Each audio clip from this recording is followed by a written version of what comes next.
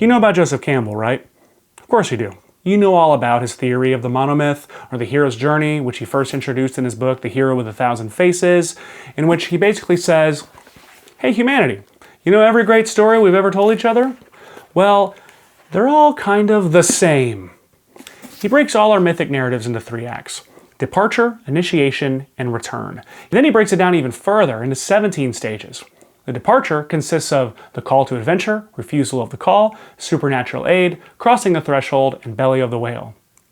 Then the initiation brings us the road of trials, the meeting with the goddess, woman is temptress, atonement with the father, apotheosis, and the ultimate boon. The return is where we get refusal of the return, the magic flight, rescue from without, the crossing of the return threshold, master of 2 worlds, and freedom to live.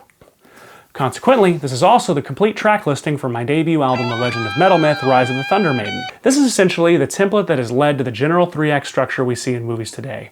The standard 3-act structure comes in, you ready for this?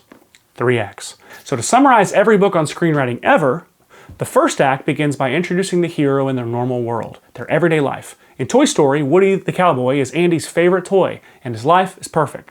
Then comes the inciting incident, something that throws off the balance of the hero's world. Talking about Toy Story again, this is the arrival of Buzz Lightyear. Woody's status as favorite toy is now threatened. Then something and or someone says, go on an adventure, do something about this, beckoning the hero to embark upon an adventure to fix what's been broken. In The Hobbit, Gandalf shows up and literally says, we're going on an adventure. Like literally he just says that. The hero then refuses and plays hard to get. This is in every action movie ever. Anyone asks a weary old soldier or cop to help, and he says, I quit that a long time ago. But then he's like, all right, I'll help.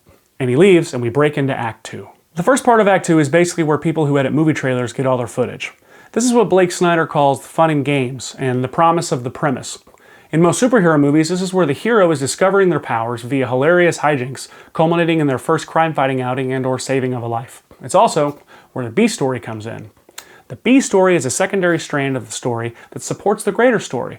It often comes with a fun new character or a fun new prop. In Raiders of the Lost Ark, this would be the arrival of Marion. In Die Hard, it's the arrival of Al. Sometimes it's even the arrival of the villain. In Star Trek, this is when Nero comes back into our story. So everyone is having fun, and the movie trailer people are happy, they're cutting the trailer. But then, right at the midpoint of the story, everything changes.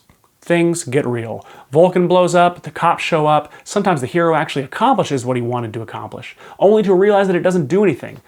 Or it actually makes things worse. Blake Snyder says it can be a false victory or even a false defeat. The second part of Act 2 is basically one big shitstorm, a symphony of failure and catastrophe, ultimately putting our hero in worse shape than they've been ever. Which brings us to the dark night of the soul. Time to give up. Everything is terrible.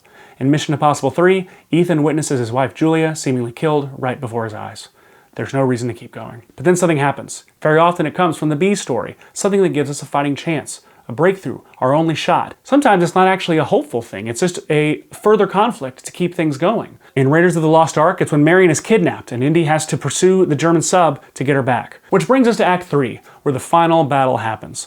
In a lot of cases, Act 3 actually brings us back to the setting from Act 1, but in a new context. That setting can be physical, thematic, or emotional, or it can just be a totally different place. Again, these aren't rules, they're just formulas, you know? Finally, there's a resolution and our hero settles into their new normal. Things are kind of like what they were before, but better. Or they're worse. Either way, things will never be the same again. The end.